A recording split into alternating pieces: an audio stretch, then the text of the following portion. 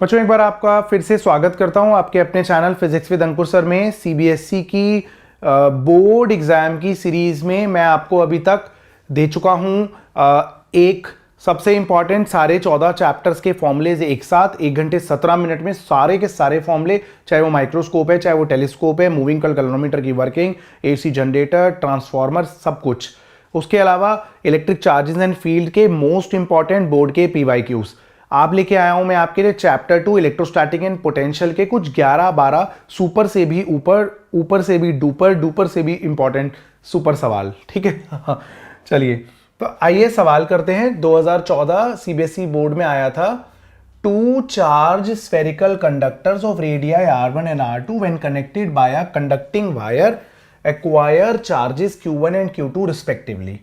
तो देखिए कुछ कंडक्टिंग दो शेल्स हैं, ठीक है, R1 और R2 हैं। इनको जब हमने तार से कनेक्ट कर दिया ना, तो बाद में इन पे चार्ज Q1 और Q2 आया। ये क्वेश्चन कह रहा है एक्वायर चार्ज का मतलब है पहले इन पे कुछ भी चार्ज होगा, बाद में इन पे चार्ज Q1 और Q2 आ गया जब फर्दर फ्लो ऑफ चार्ज रुक गया। बेसिक बात तो यही है।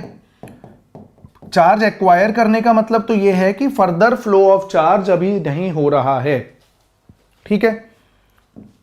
मैंने इन दोनों को जब तार से कनेक्ट कर दिया, तो भाई चार्जेस अगर फ्लो करना बंद कर चुके हैं तो इसका मतलब दोनों का पोटेंशियल सेम हो गया।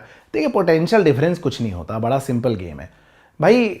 हीट के फ्लो करने के लिए दो पॉइंट्स के बीच में टेम्परेचर डिफरेंस होना चाहिए, और अगर पानी फ्लो करना है तो दो पॉइंट्स के बीच में प्रेशर डिफरेंस होना चाहिए, और अगर एक रजिस्टर कैपिटल R जो कि जीरो नहीं है उससे करंट फ्लो कराना है तो उसके दोनों एंड्स के अक्रॉस एक पोटेंशियल डिफरेंस होना चाहिए, ठीक है। तो पहला पॉइंट ये आ गया कि दोनों पे पोटेंशियल सेम हो गया होगा तभी तो चार्ज का फ्लो रुक गया, ठीक है। पोटेंशियल होता है K/Q1/R1 इज इक्वल टू बालकों K/Q2/R2। तो यहां से आपका रेशियो आ गया Q1/R1 is definitely equal to Q2/R2, ठीक है। निकालना क्या है आपको? Ratio of surface charge densities. तो सरफेस चार्ज डेंसिटीज क्या है? सिग्मा 1 क्या है? चार्ज अपॉन पहले का एरिया, पहले वाले का एरिया। दूसरे वाले शेल की सरफेस चार्ज डेंसिटी क्या है जी? चार्ज अपॉन उसका एरिया। ओके जी, बिल्कुल सही है बच्चों। 4 से 4 तबाह करिए तो Q1/Q2 बराबर into R2 square by R1 square बच्चों। और Q1/Q2 का रेशियो क्या आ रहा है? Q1/Q2 का रेशियो तो आ रहा है आपका R1/R2। तो यहां से वैल्यू पुट कर दीजिए, R1/R2 मल्टीप्लाइड बाय R2 का स्क्वायर बाय R1 का स्क्वायर। ऐसा क्वेश्चन बच्चों एनसीईआरटी बैक में भी था पहले, ठीक है। तो ये आ गया आपका R2/R1, R2/R1, ठीक है। तो सरफेस चार्ज डेंसिटी जो है वो एक्चुअली में रेडियस के इनवर्सली प्रोपोर्शनल होती है। और ये बड़ा प्यारा कॉन्सेप्ट है बच्चों, क्योंकि कल को आपको एक बहुत ही सुपर इंपॉर्टेंट एमसीक्यू दे दिया जाए कुछ इस तरीके का कि भैया एक कंडक्टर है, ठीक है, और उसका कुछ अजीब सी शेप है, ठीक है, कुछ अजीब सी शेप है। बताइए सरफेस चार्ज डेंसिटी कहाँ क्या क्या होगी? तो जहां पर रेडियस बहुत ज्यादा वहां सरफेस चार्ज डेंसिटी बहुत कम, और जहां रेडियस बहुत कम वहां सरफेस चार्ज डेंसिटी बहुत ज्यादा, ठीक है बच्चों। उम्मीद है आप समझ गए। तो अगर हम किसी कंडक्टर पे चार्ज देते हैं तो सारा चार्ज उसके ऊपरी सतह पे आता है, बट ऐसा नहीं है कि सारे के यूनिफॉर्मली डिस्ट्रीब्यूटेड हो जाता है। अगर किसी सरफेस की रेडियस ऑफ कर्वेचर बहुत ज्यादा है तो वहां सरफेस चार्ज डेंसिटी बहुत कम होगी, और नुकीले एजेस पे सरफेस चार्ज डेंसिटी बहुत ज्यादा होती है बच्चों। आइए अगला सवाल देखते हैं। 2009 में आया, अच्छा क्वेश्चन है और ये बड़ा पॉपुलर क्वेश्चन है मार्केट का। A charge Q is placed on a large spherical conducting shell of radius capital R। एक कंडक्टिंग शेल है, उसकी रेडियस कैपिटल R है और चार्ज उस पर कैपिटल Q रख दिया है। ओके जी। In another small conducting sphere of radius small r जिसपे चार्ज है स्मॉल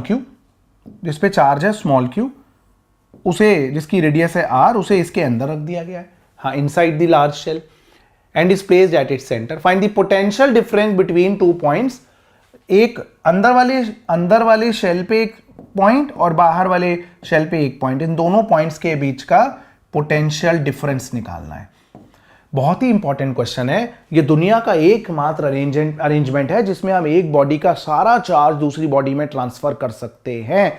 अगर हम यहां पर बच्चों अंदर वाली शेल को बाहर वाली शेल से कनेक्ट करते हैं ना, तो अंदर वाली शेल का सारा चार्ज बाहर चला जाता है, सारा का सारा चार्ज। ठीक है, अब सबसे पहले यहां पर समझना पड़ेगा, अगर आपको फॉर्मूले याद नहीं है तो क्विकली फॉर्मूले रिवाइज करने के लिए आप मेरी फॉर्मूले वाली वीडियो देख सकते हैं। 1 घंटा 17 मिनट में 14 चैप्टर के फॉर्मूले खल्लास हैं भाई। तो पोटेंशियल, फिलहाल मैं आपको फॉर्मूला यहां भी रिवाइज करा दे रहा हूं। अगर आप शेल के अंदर पोटेंशियल निकाल रहे हैं तो वो इनसाइड के लिए से सरफेस तक ये फॉर्मूला, और आउटसाइड द शेल पोटेंशियल का ये फॉर्मूला होता है प्यारे बच्चों।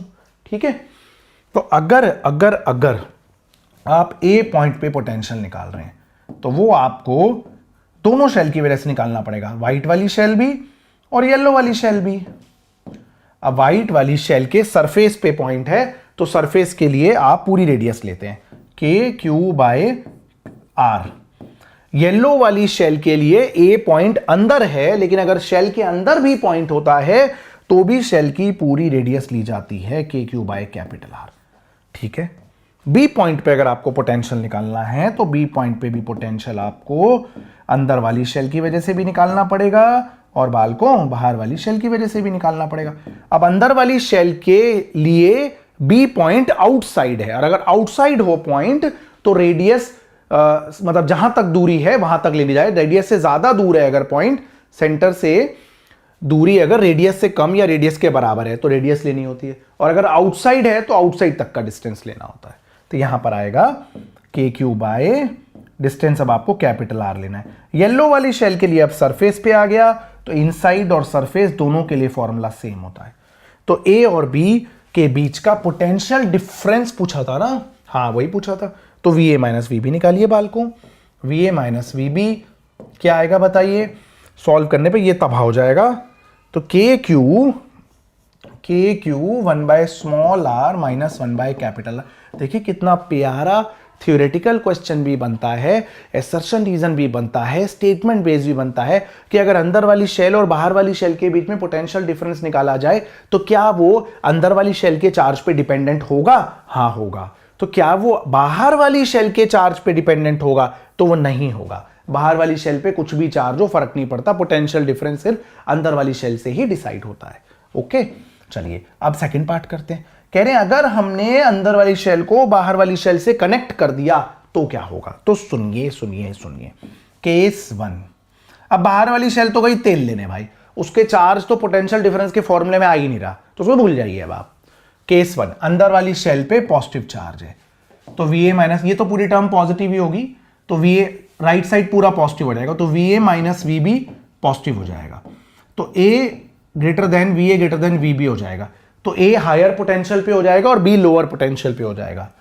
तो हम क्या बोलेंगे? A and B are connected.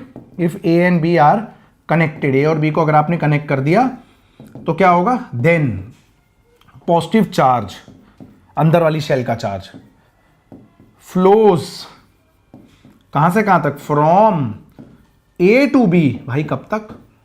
जब तक पोटेंशियल डिफरेंस खत्म ना हो जाए, टिल VA - VB = 0। और वो तभी 0 हो सकता है जब स्मॉल q 0 हो जाए। जब तक अंदर वाली शेल पे चार्ज खत्म नहीं हो जाएगा ना भाई, तब तक जाएगा बाहर चार्ज, जाता रहेगा जाता रहेगा जाता रहेगा जाता रहेगा, पूरा खत्म हो जाएगा अंदर वाली शेल का चार्ज, सारा बाहर चला जाएगा। अच्छा, अगर अंदर वाली शेल पे निगेटिव चार्ज हो जाए तब क्या होगा भाई लोगों? भाई लोगों मान लो अंदर वाली शेल पे चार्ज पॉजिटिव नहीं है, निगेटिव है, हो सकता है कोई मना कर रहा है, हो सकता है अंदर वाली शेल पे निगेटिव चार्ज है, बाहर वाली पे क्या है फर्क ही नहीं पड़ता, वो तो आप जान ही चुके हैं। बट बाहर वाली अंदर वाली शेल पे क्या है, उससे तो फर्क पड़ता है ना। अब अंदर वाली शेल पे केस 2 नेगेटिव ले लीजिए कि अंदर वाली शेल पे नेगेटिव चार्ज है, तो VA - VB नेगेटिव हो जाएगा, VA लेस देन VB हो जाएगा, है ना। VA - VB नेगेटिव हो जाएगा, राइट साइड नेगेटिव हो गया। तो if A and B are connected तो क्या होगा? तो नेगेटिव चार्ज, ये लोअर पोटेंशियल है, ये हायर पोटेंशियल है, flows from lower potential to higher potential. अभी भी वो अंदर वाली शेल का चार्ज बाहर जाएगा। कब तक जाएगा? Till VA - VB becomes 0। यानी अंदर वाली शेल पे जब तक चार्ज खत्म नहीं हो जाएगा तब तक अंदर वाली शेल का सारा चार्ज बाहर जाएगा भाई साहब, जाता ही रहेगा, जाता ही रहेगा, जाता ही रहेगा। तो दुनिया का एकमात्र अरेंजमेंट है जिसमें आप एक बॉडी का सारा चार्ज दूसरी बॉडी में ट्रांसफर कर सकते हैं। कैसे कर सकते हैं? एक शेल के अंदर एक और शेल रख दीजिए या स्फीयर रख दीजिए, अंदर वाले को बाहर कनेक्ट करेंगे, अंदर वाले का सारा चार्ज बाहर चला जाएगा। सुपर इंपॉर्टेंट सवाल है, सुपर इंपॉर्टेंट। स्टेटमेंट बेस्ड आ सकता है, तगड़ा क्वेश्चन आ सकता है। आइए क्वेश्चन देखते हैं। इसमें शायद कुछ प्रिंटिंग एरर है तो हम इसकी वैल्यू कुछ भी एज्यूम कर लेंगे अभी के लिए। भाई रिलेटिव परमिटिविटी 0 नहीं हो सकती ना, 5 ले लेते हैं। चलिए 2 भी 5.5 नहीं है वो 5 है, ठीक है। तो 2 parallel plate capacitors X and Y have same area of plates and same separation. तो एक्चुअली में इसका कैपेसिटेंस दोनों का C होना चाहिए between them. X has air, X में एयर है between the plates, while Y contains a dielectric को मैंने 5 ले लिया, Y contains a dielectric of dielectric constant 5, तो इसका 5 टाइम्स C हो गया। ठीक है बच्चों, मैंने न्यूमेरिकल वैल्यू ले ली। अब 4 या 5 जो भी लिखा होगा, 0 तो हो नहीं सकता, तो प्रिंटिंग एरर हो गया था। Calculate the capacitance of each capacitor if equivalent capacitance of the combination is 4 microfarad. हो गया। इसमें क्या दिक्कत है? पहला पार्ट देखिए, सीरीज में C1 into C2 upon C1 plus C2 equivalent capacitance 4 microfarad है। ओके ठीक है, तो कितना आएगा? रुकिए, 5/6 टाइम्स ऑफ C 4 माइक्रोफैरड है, तो C कितना है बताइए? 6 4 24/5 माइक्रोफैरड बच्चों। एक C है और एक 5C है, राइट, परफेक्ट है। Calculate the potential difference between the plates of X and Y। हो गया। पोटेंशियल डिवाइडर रूल लगा लीजिए आप कैपेसिटेंस के लिए, या फिर ऐसा करिए, चार्ज निकाल लीजिए, net capacitance into voltage. Net capacitance question में कितना था? 4 था। वोल्टेज कितनी है? 12, तो 48 माइक्रोकूलम चार्ज आ गया प्यारे बच्चों। अब अगर आपको कैपेसिटर X पे वोल्टेज निकालना है तो चार्ज तो सेम है सीरीज में, अपॉन C X का कैपेसिटेंस। Y पे वोल्टेज निकालना है तो चार्ज अपॉन Y का कैपेसिटेंस। अब कर लेंगे, है ना, X और Y का कैपेसिटेंस तो है आपके पास। What is the ratio of electrostatic energy stored in X and Y? तो ठीक है, सीरीज में क्योंकि चार्ज सेम होता है तो मैं प्रेफर करता हूं Q²/2C यूज करना। तो X वाले की एनर्जी कितनी है? Q²/2 ऑफ CX जो कि C है। Y वाले की एनर्जी कितनी है? Q²/2 times CY। एनर्जीज का रेशियो अगर आपको निकालना है प्यारे बच्चों तो CY/CX। कैपेसिटेंस का रेशियो 5 था तो एनर्जी का रेशियो 5 आ गया। ठीक है ना बच्चों, आप समझ गए मैं क्या बोलना चाह रहा था। ये 4 या 5 एप्सिलॉन आर जो भी है, इस तरह का क्वेश्चन बोर्ड में आया हुआ है। बस ये कोई न्यूमेरिकल वैल्यू हमारे टाइप से एरर हो गया था। आई होप आपको समझ आया होगा। आइए अगला सवाल देखते हैं बालकों। ठीक है, तो सवाल है, 2 parallel plate capacitors of capacitances C1 and C2 such that C1 3 times C2 है, are connected across a battery of V volt। ठीक है, initially key is kept closed to fully charge the capacitor, key is now thrown open। तो initially key close है, बाद में key open कर दी। ठीक है, and a dielectric slab of dielectric constant K is inserted in the two capacitors completely। तो ठीक है, पहले key open थी तो देखिए याद रख लीजिए थोड़ी थोड़ी चीजें। इनिशियली की को ओपन रखा था भाई, नहीं की क्लोज्ड थी, सॉरी, इनिशियली की क्लोज्ड थी, क्लोज्ड, और फाइनली आपने की ओपन करी है, इतना याद रख लेते हैं। फाइनली कीज ओपनड और डाइलेक्ट्रिक स्लैब डाल दी दोनों के अंदर, इतना ही पढ़ा है अभी तो हमने। ठीक है, द नेट कैपेसिटेंस बताना है। क्या बताऊं? Find the ratio of the net capacitance पहले और बाद में। इसमें क्या है भाई? तो पहले कितना कैपेसिटेंस है? पैरेलल में ही है दोनों, है ना? सही बात है। तो नेट कैपेसिटेंस तो कुछ नहीं हो रहा, पहले C1 और C2 आप जानते हैं, C1 C2 को पैरेलल में निकाल लेंगे, बाद में डाइलेक्ट्रिक डालने के बाद क्या हो रहा है अब वो भी निकाल लेंगे, है ना बच्चों। डाइलेक्ट्रिक डालने के बाद K time C1 K time C2 और सिंपली रेशियो निकाल लीजिएगा। ठीक है, समझ गए ना। पहले कैपेसिटेंस C1 है, एक C2 है, डाइलेक्ट्रिक डालने के बाद एक K C1 हो जाएगा, K C2 हो जाएगा, निकाल लीजिएगा रेशियो। और पैरेलल में तो ऐड ही होते हैं। ठीक है ना। इनिशियली निकालना है तो C1 प्लस C2 कितना है? C2 कितना है? C1 है 3C2, 3C2 plus C2, 4C2 आ गया। फाइनली क्या होगा, K टाइम्स कर दीजिएगा बस, और क्या है। फाइनल में आप K टाइम्स कर दीजिए। कर लेंगे बच्चों, बिल्कुल कर लेंगे आप, कोई दिक्कत वाली बात ही नहीं है। अब क्या कह रहे हैं उसके बाद, रुकिए, उसके बाद भी कुछ कह रहे हैं। उसके बाद कह रहे हैं कि energy stored in the combination before and after. तो सुनिए, इनिशियली कितनी एनर्जी है दोनों में, दोनों कैपेसिटर पैरेलल में बैटरी से कनेक्टेड है, तो इसमें half C1 into V square plus half C2 into V square. ठीक है, कोई दिक्कत वाली बात नहीं। फाइनल एनर्जी क्या होगी, तो सुनिए, जब आपने की ओपन कर दी ना, ये वाली की ओपन हो गई,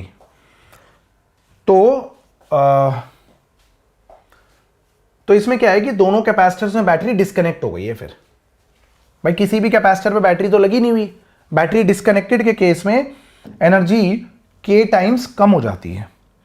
तो half C1 V square by K plus half C2 V square by K. अब आप C1 C2 की वैल्यू एक दूसरे के टर्म्स में डालना चाहते हैं तो वो डाल दीजिएगा। बेसिकली तो यही होगा, जब आपने की ओपन करी ना, तो फिर कोई भी कैपेसिटर को बैटरी तो वोल्टेज सप्लाई कर नहीं रही है, तो बैटरी डिस्कनेक्टेड और डाइलेक्ट्रिक स्लैब डाला जाए तो एनर्जी K से डिवाइड हो जाती है। आई होप आप समझे। ठीक है, चलिए 2012 में आया पोटेंशियल डिफरेंस का क्वेश्चन है इक्विपोटेंशियल सरफेस पे। Test charge Q is moved without acceleration from A to C, ठीक है, along path AB and then B to C, okay, ठीक है। Calculate the potential difference between A to C। भाई तो जो B और C point है ना, वो इक्विपोटेंशियल सरफेस पे लाया करते हैं, फील्ड लाइन के परपेंडिकुलर होता है। तो याद रखिए कि अगर आपको पोटेंशियल डिफरेंस निकालना है A और C में, तो पहले याद रखिए कि potential decreases along the direction of electric field, तो A पे पोटेंशियल ज्यादा होगा।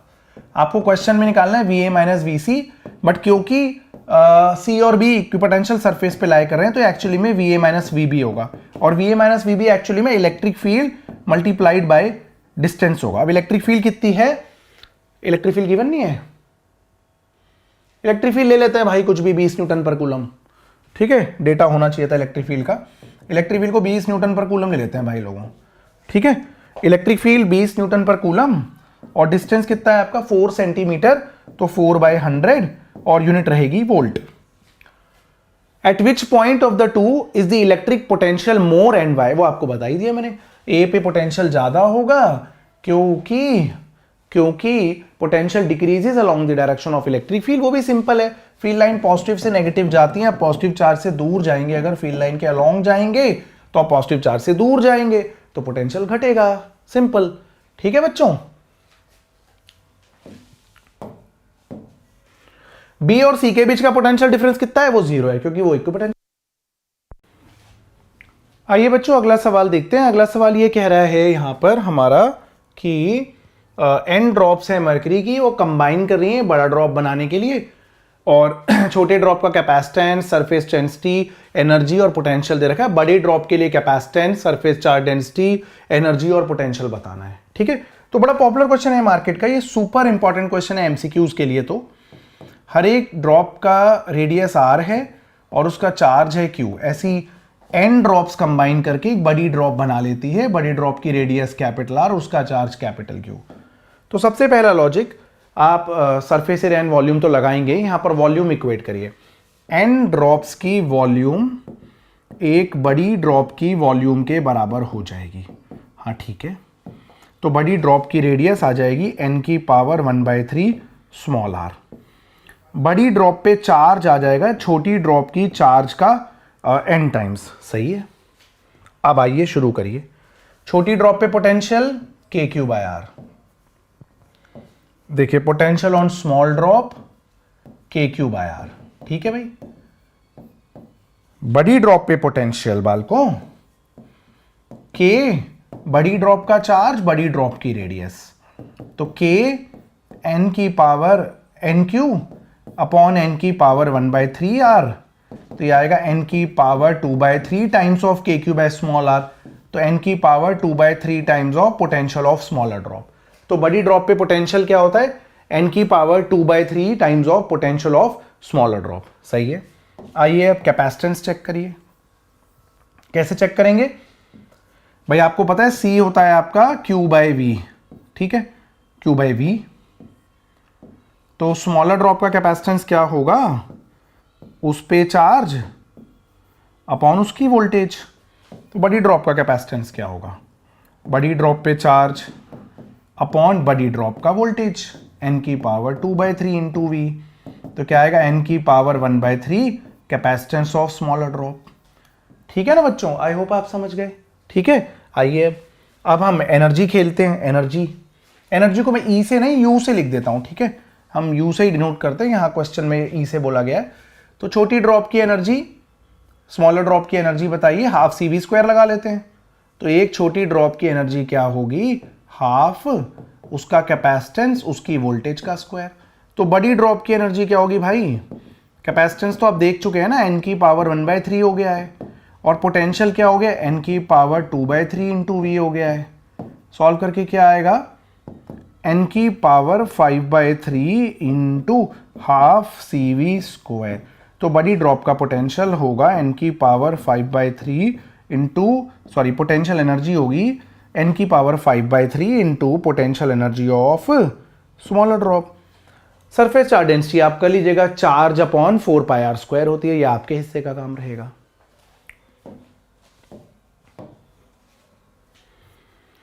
आइए अगला सवाल है, ताजा माल है, 2022-2023 के सैंपल पेपर का सवाल है। ठीक है, 3 चार्जेस है, -q, Q, -q are placed at equal distances on a straight line, और सिस्टम की पोटेंशियल एनर्जी अगर 0 है तो Q और q का रेशियो क्या होगा। तो स्ट्रेट लाइन पे रखे हैं, ये ट्राइंगल पे भी रखे जा सकते थे, -q, Q, -q, और इक्वल डिस्टेंसेस पे रखे हैं स्ट्रेट लाइन पे। ठीक है, तो R और R। ठीक है, सिस्टम की पोटेंशियल एनर्जी 0 है, Q और q का रिलेशन बताना है।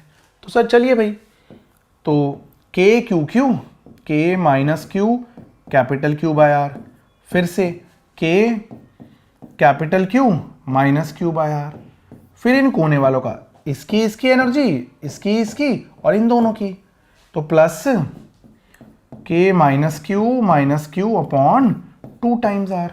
ठीक है ना बच्चों, पोटेंशियल एनर्जी 0 बोली गई है, तो ये नेगेटिव वाली टर्म्स आप इधर ले आइए, है ना। तो ये हो जाएगा 2kq/r is equal to kq² 2 times R। ठीक है बच्चों, R से R तबाह कर दीजिए, स्मॉल q से एक स्मॉल q तबाह कर दीजिए, K से K तबाह कर दीजिए, 4 टाइम्स Q स्मॉल q के बराबर है। उम्मीद है मैंने सॉल्व कर दिया है, Q/q 1/4 आ जाएगा बच्चों। ठीक है, पॉपुलर क्वेश्चन है, इक्विलेटरल ट्राइंगल भी दे सकते हैं कि इक्विलेटरल ट्राइंगल में 3 चार्जेस रख दिए, पोटेंशियल एनर्जी सिस्टम की 0 होनी चाहिए, तो उसके लिए Q/q कितना होगा। ये यार पुरानी वाली एनसीईआरटी का सवाल है, बोर्ड में एक ही बार आया है, मुझे बहुत बहुत बहुत बढ़िया लगता है, इसलिए करा दे रहा हूं। ठीक है, an electrical technician requires a 2 microfarad capacitor in a circuit across a potential difference of 1 kilovolt. ठीक है, तो आपकी रिक्वायरमेंट क्या है, रिक्वायरमेंट है आपकी कि आपको एक कैपेसिटर चाहिए। आप मार्केट में एक स्कूल का प्रोजेक्ट बनाने के लिए दर दर भटके, अपने मार्केट में सबसे बोला मुझे 2 माइक्रोफैरड का कैपेसिटर चाहिए जो 1 किलोवोल्ट की वोल्टेज पे ना फूके। अब सारे दुकानदारों ने आपको कह दिया कि ऐसा कैपेसिटर है नहीं हमारे पास, और उन्होंने बोल दिया ऐसा आपको मिलेगा भी नहीं, आजकल आ नहीं रहा ऐसा कैपेसिटर। ठीक है, सही है। तो अब आपके पास अवेलेबल क्या है मार्केट में, आपने फिर पूछा ठीक है फिर बताओ क्या है, तो उन्होंने बोला हमारे पास 1 माइक्रोफैरड के कैपेसिटर हैं, और हर एक कैपेसिटर 400 वोल्ट पे 400 वोल्ट झेल सकता है बिना फूके, बिना उसका डाइलेक्ट्रिक ब्रेकडाउन हुए अंदर भरे हुए मटेरियल का। तो अब आपको कैसे अरेंज करना है उन कैपेसिटर्स को, और कितने मिनिमम कैपेसिटर्स आपको चाहिए होंगे। तो सुनिए, अगर आप 2 कैपेसिटर लगाते हैं, एक ही कैपेसिटर लगाते हैं 1 माइक्रोफैरड का एक रो में 1000 वोल्ट के अक्रॉस, तो फूक जाएगा, वो तो 400 वोल्ट ही झेल सकता है। तो आपने 2 लगाने शुरू करे सीरीज में, तो 2 लगाने पे 1000 वोल्ट के अक्रॉस लगाएंगे तो दोनों को 500 वोल्ट मिलेगा, पर क्योंकि ये तो 400 वोल्ट तक ही झेल सकते हैं, तो 2 कैपेसिटर से भी काम नहीं बनेगा। तो आपको समझ आ गया कि फिर मुझे एक रो में मिनिमम 3 कैपेसिटर लगाने पड़ेंगे। उससे क्या होगा, उससे हर एक के अक्रॉस वोल्टेज 1000 वोल्ट लगाने पे हर एक के अक्रॉस वोल्टेज 1000/3 आ जाएगा, जो कि ये झेल पाएंगे क्योंकि 400 वोल्ट तक विथस्टैंड कर पा रहे थे। तो हर एक के अक्रॉस वोल्टेज 1000/3 हो गया। तो आपका ये पर्पस सर्व हो गया, 1 माइक्रोफैरड 1 माइक्रोफैरड 1 माइक्रोफैरड। अब आपको इसका नेट कैपेसिटेंस भी तो 2 माइक्रोफैरड बनाना है। वो कैसे बनाएंगे? अब आप सोचेंगे कि अब मेरे को ऐसी कितनी रोज लेनी पड़ेंगी जिससे कि नेट कैपेसिटेंस 2 माइक्रोफैरड जाए। तो मान लीजिए टोटल n रोज लेनी पड़ेंगी आपको। एक रो का कैपेसिटेंस कितना है? 1/3 माइक्रोफैरड है, एक एक एक सीरीज में 1/3 हो जाएगा। और n रोज आपको लेनी है, हर एक रो का 1/3 माइक्रोफैरड कैपेसिटेंस है। आपको टोटल चाहिए 2 माइक्रोफैरड, तो आपको टोटल 6 रोज चाहिए। आपको टोटल 6 रोज चाहिए। तो इसका मतलब एक रो के अंदर 3 कैपेसिटर, एक रो में 3 कैपेसिटर और ऐसी टोटल 6 रोज। तो आपको 18 कैपेसिटर्स चाहिए होंगे प्यारे बच्चों, 18 कैपेसिटर्स चाहिए होंगे। ठीक है, तो याद रखिएगा इसका आंसर है आपको टोटल इसके 18 कैपेसिटर्स चाहिए होंगे। ऐसा क्वेश्चन आपने अगर जेईई या नीट की तैयारी कर रहे हैं तो आपने देखा होगा, बट आपने एक इसका आंसर शायद नहीं सुना होगा। वो मैं आपको बताना चाहता हूं कि आंसर इसका 18 कैपेसिटर है, बट क्या इसके अलावा कोई और अरेंजमेंट पॉसिबल है? तो हां, इसके अलावा एक अरेंजमेंट भी पॉसिबल है। एक अरेंजमेंट ये भी हो सकती है कि आपने 6 कैपेसिटर लगा दिए कॉलम वाइज में और ऐसे 3 कॉलम ले लिए। ठीक है, तो ये क्या हो जाएगा? हर एक कॉलम का 1 1 1 6 बार 6 माइक्रोफैरड, 6 माइक्रोफैरड और 6 माइक्रोफैरड सीरीज में मिला के ये टोटल वही 2 माइक्रोफैरड आ जाएगा। तो 18 कैपेसिटर तो बिल्कुल सही आंसर है, बट 18 कैपेसिटर्स का 2 अरेंजमेंट पॉसिबल है। एक वो अरेंजमेंट पॉसिबल है और एक ये अरेंजमेंट पॉसिबल है। सुपर इंपॉर्टेंट सवाल है, बहुत ही बढ़िया कॉन्सेप्ट क्लियर करता है। आइए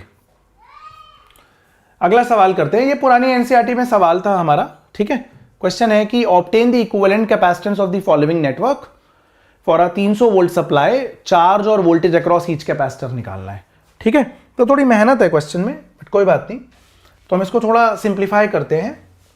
ठीक है, मैं ऐसा करता हूं बेटा कि ना 100 माइक्रोफैरड को अभी सी मान ले, 100 पिकोफैरड को सी मान लेता हूं। इसको मैं अभी 2C मान लेता हूं और इसको भी मैं अभी 2C मान लेता हूं और इसको मैं अभी C मान लेता हूं। ठीक है ना, जैसे कि कैलकुलेशन थोड़ी आसान हो जाए। यार बहुत ज़्यादा कैलकुलेशन है, तो मैं चाहता हूं कि बस आपको सिखा दूं कि कैसे सॉल्व करते हैं, बाकी तो आप कर ही लेंगे। ठीक है, तो मैंने 100 को C मान लिया, 2C और C। आपको सर्किट को ना सिंप्लीफाई करते जाना होता है। कैसे करना है? जो सबसे पहले आसान दिख रहा है उसको ही कर दीजिए। तो 2C और 2C सीरीज में नेट कैपेसिटेंस हाफ हो जाएगा और C हो जाएगा। ओके जी, बिल्कुल ठीक है।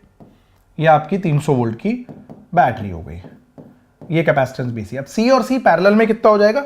2 टाइम्स C हो जाएगा। 2 टाइम्स C हो गया। 2 टाइम्स C और C सीरीज में बालकों, 2 टाइम्स C और C सीरीज में कितना हो जाएगा? अब पता है ना आपको, C1 C2 अपॉन में C1 प्लस C2 सॉल्व करके आएगा 2C/3। सही है बच्चों? बिल्कुल सही है। अब सुनिए, अब आप इस पे ना चार्ज, अब ये अच्छा नेट कैपेसिटेंस बना दीजिए पहले। 2C/3 एक कैपेसिटर और उसके साथ में आपकी 300 वोल्ट की बैटरी। अब आप इस पे चार्ज निकाल दीजिए नेट कैपेसिटेंस से, तो क्या होगा? Capacitance into voltage 300। तो क्या आ गया बताइए? ये 200 C की वैल्यू जो भी है, ठीक है 200 C।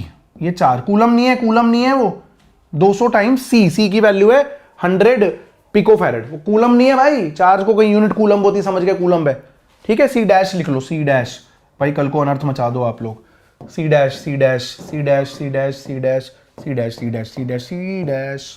ठीक है, अब सुनो, वापिस आओ। अब ये कैपेसिटर 2 में डिवाइड हो रहा है, तो दोनों पे चार्ज सेम होगा। इस पे भी Q होगा, इस पे भी Q होगा। ये रहा Q। ठीक है, अब ये कैपेसिटर 2C दोनों में डिवाइड हो रहा है पैरेलल में, तो पैरेलल में चार्ज आधा आधा हो जाएगा। ठीक है, ठीक है। अब ये क्या था? इस पे Q था। ये वाला कैपेसिटर सीरीज में 2 में डिवाइड हो रहा है, तो दोनों पे चार्ज सेम आएगा, Q/2 और ये तो था ही Q/2। अब आपको किसी पे भी वोल्टेज निकालनी है, बोलो किस पे निकालूं वोल्टेज? इस पे निकालूं? तो अगर आप इस पे वोल्टेज निकालते हो तो इस पे वोल्टेज होगा इसका चार्ज अपॉन इसी का कैपेसिटेंस। वैल्यूज डाल दीजिएगा बालकों, आंसर आ जाएगा। उम्मीद है आप समझ गए, है ना? तो क्वेश्चन हमने काफी जल्दी लपेट लिया। किसी पे भी वोल्टेज निकालनी है, उसका चार्ज अपॉन उसी का कैपेसिटेंस। आइए, तो 2015 का क्वेश्चन है, a capacitor is charged to a potential V1। तो एक कैपेसिटर है भाई लोगों, आपने एक पोटेंशियल V1 लगा के उसे चार्ज कर दिया, ठीक है। एक पोटेंशियल को आपने, कैपेसिटर को पोटेंशियल V1 लगा के चार्ज कर दिया। उसके बाद आपने इसे डिस्कनेक्ट किया, इस पे चार्ज कितना आ गया बताओ, C1V1 आ गया, ठीक है।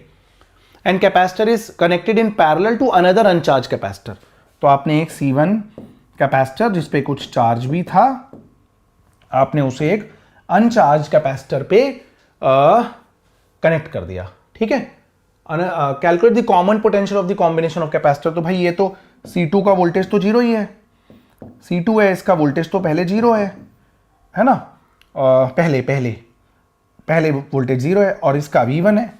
बाद में क्या होगा, दोनों पे एक पोटेंशियल कॉमन आ जाएगा, एक कैपेसिटर से दूसरे कैपेसिटर में चार्ज फ्लो करेगा बालकों, जब तक पोटेंशियल सेम ना हो जाए, तो उसको कॉमन पोटेंशियल बोलेंगे, ठीक है। और क्या बोला, show that total energy of combination is less than the sum of energies in them before they are connected, ठीक है।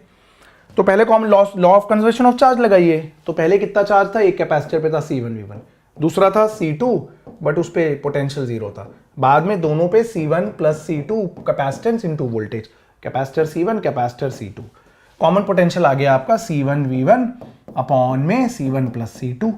ओके जी, बिल्कुल ठीक है, बिल्कुल ठीक है। अब आपकी फाइनल एनर्जी क्या है इस पे, सुनिए, इनिशियल एनर्जी क्या थी, इनिशियल एनर्जी सिर्फ एक ही कैपेसिटर पे थी, half C1V1 square. Final energy क्या है, फाइनल एनर्जी दोनों पे मिला के half C1 plus C2 common potential C1V1 upon C1 plus C2 का होल स्क्वायर बालकों, ठीक है। नोट कर लीजिए, है ना। एक कैपेसिटर, भाई आप एक चार्ज कैपेसिटर को दूसरे अनचार्ज कैपेसिटर में लगाएंगे, कनेक्ट करेंगे, तो चार्ज कैपेसिटर से अनचार्ज कैपेसिटर में चार्ज जाएगा, जब तक दोनों का पोटेंशियल सेम ना हो जाए, उस पोटेंशियल को दुनिया कॉमन पोटेंशियल कहती है। थोड़ा क्विकली कर दे रहा हूं यार, ठीक है। आई होप आप माइंड नहीं करेंगे इस बात को जल्दी सॉल्व करने को। Half C1 square V1 square upon में एक C1 प्लस C2 आ गया, डिवाइड करिए, initial energy upon final energy को डिवाइड करिए, तो half C1V1 square divided by half C1 square V1 square, ऊपर आ जाएगा C1 प्लस C2, काटा PT काटा PT काटा PT काटा PT, C1 स्क्वायर था ये, C1 स्क्वायर नीचे था, ठीक है, ये एक उड़ गया, तो ये आ गया आपका C1 plus C2 divided by C1। तो इनिशियल एनर्जी ज्यादा है फाइनल एनर्जी से। वैसे भी जब भी आप सर्किट में चार्ज को फ्लो करने का मौका देंगे ना, जब भी आप सर्किट में चार्ज को फ्लो करने का मौका देंगे, तब लॉस होगा ही होगा in the form of heat, ठीक है। आ जाइए, अगला सवाल है बालकों हमारा, इसके बाद हमारे रह गए 2 सवाल। चलिए, बहुत इंपॉर्टेंट सवाल है यार, एक बहुत ही इंपॉर्टेंट। टू चार्जेस है, माइक्रोकूलम है बच्चों, है ना, फैरेड नहीं है, माइक्रोकूलम और ये भी microcoulomb. Two charges 4 microcoulomb and -4 microcoulomb are placed at -300 and 300 respectively in an external electric field. Find the potential energy of this system in the external field. System की पोटेंशियल एनर्जी बतानी है, ठीक है। तो भैया ये ना एक फील्ड है, एक्सटर्नल फील्ड में पोटेंशियल एनर्जी कैसे निकलेगी पहले ये समझना है। तो एक पॉइंट ए है, ए पॉइंट की कोऑर्डिनेट्स हैं -300, वहां एक चार्ज रखा है, ये चार्ज है Q1 विच इज 4 माइक्रोकूलम, ठीक है। एक चार्ज है B बाल को, एक पॉइंट है B, पॉइंट के कोऑर्डिनेट्स हैं। बहुत इंपॉर्टेंट क्वेश्चन है बच्चों, ये बोर्ड में आया है, सैंपल पेपर में आया है एक बार, और इवन बोर्ड के 2009 के पेपर में भी आया था, जिसमें बोला था कि एक्सटर्नल इलेक्ट्रिक फील्ड के अंदर पोटेंशियल एनर्जी बताओ। तो आपने पढ़ा है कि पोटेंशियल एनर्जी का formula KQ1 Q2 by R होता है, बट एक्सटर्नल फील्ड के अंदर इसकी अपनी भी सेल्फ एनर्जी होगी, इसकी अपनी भी सेल्फ एनर्जी होगी, और इन दोनों की भी एनर्जी होगी, है ना। Q2 कितना है चार्ज, 4 माइक्रोकूलम, ठीक है। अब आपको इलेक्ट्रिक फील्ड दे रखी है, इलेक्ट्रिक फील्ड है 9 × 10⁶ upon R square. Electric field होती है -dV/dr, तो 9 × 10⁶ अपॉन R स्क्वायर, dV हो गया -9 × 10⁶ dr upon R square. Integral कर लीजिए आप, इन्फिनिटी पे पोटेंशियल 0, r डिस्टेंस पे पोटेंशियल v।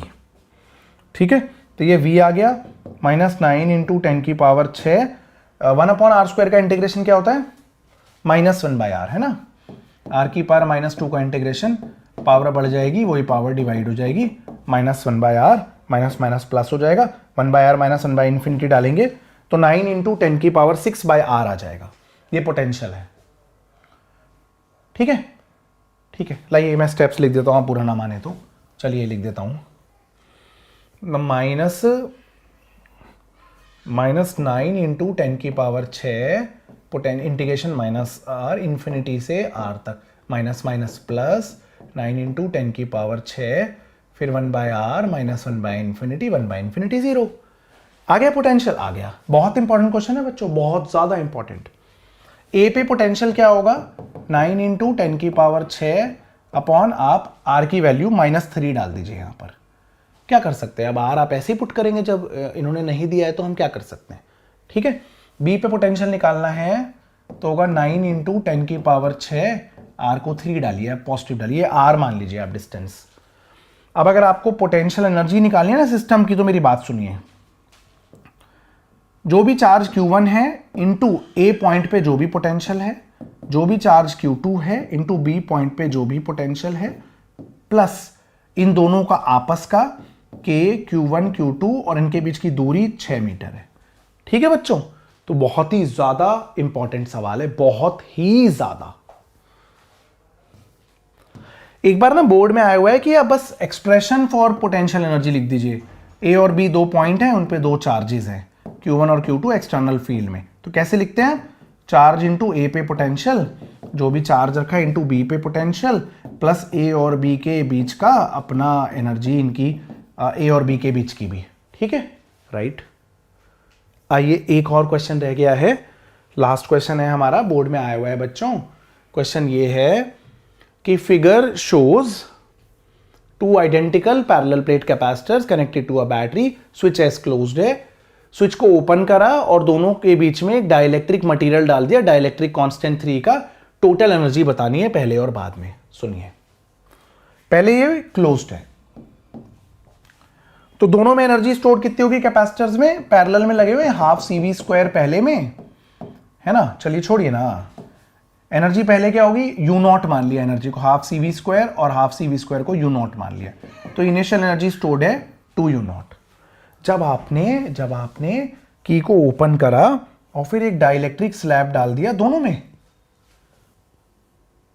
हाँ दोनों में अपने डाइलेक्ट्रिक कांस्टेंट डाल दिया, डाइलेक्ट्रिक स्लैब, तो पता है यहां पर क्या हुआ? इसमें अभी भी बैटरी कनेक्टेड है, इसमें अभी भी बैटरी कनेक्टेड है, और इसमें है बैटरी डिस्कनेक्टेड, इसमें है बैटरी डिस्कनेक्टेड। अब बैटरी डिस्कनेक्टेड के केस में एनर्जी K से डिवाइड होती है, एनर्जी K टाइम्स कम हो जाती है, और बैटरी कनेक्टेड के केस में एनर्जी K से मल्टीप्लाई हो जाती है। तो इसमें एनर्जी K से मल्टीप्लाई हो जाएगी और इस वाले में एनर्जी K से डिवाइड हो जाएगी। बस अब आपको फाइनल एनर्जी और इनिशियल एनर्जी का रेशियो निकालना है, निकाल दीजिएगा K की वैल्यू डाल के। उम्मीद है बच्चों आप समझ गए, सुपर इंपॉर्टेंट सवाल है। आशा करता हूं आपको मजा आया होगा। अगले लेक्चर के अंदर मैं आपको चैप्टर 4 और 5 मूविंग चार्जेस एंड मैग्नेटिज्म और मैग्नेटिज्म मैटर एक साथ कराऊंगा, फिर उससे अगले में EMI, AC और EM वेव एक साथ कराऊंगा। ठीक है, तब तक के लिए आपसे अलविदा लेता हूं। All the very best for your board exam.